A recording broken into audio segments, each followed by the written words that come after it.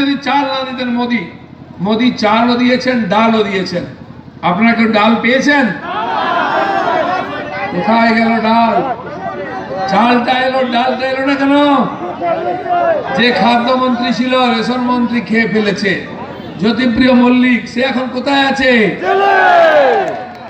গরিবের ডাল খেলে যেতে হবে জেলে। গরিবের ডাল খেলে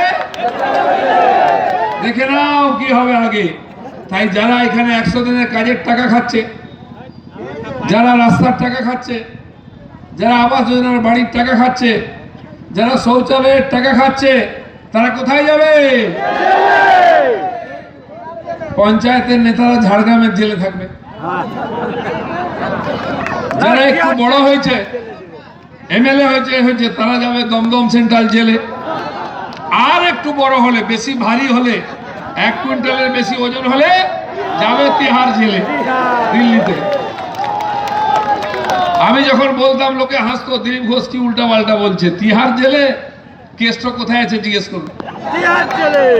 মেয়েকে নিয়ে ওখানে আছে।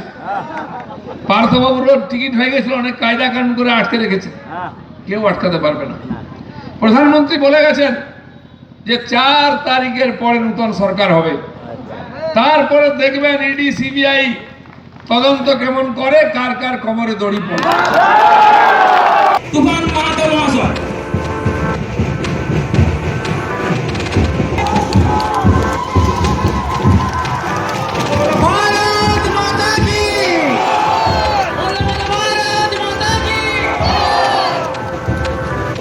এখন আমরা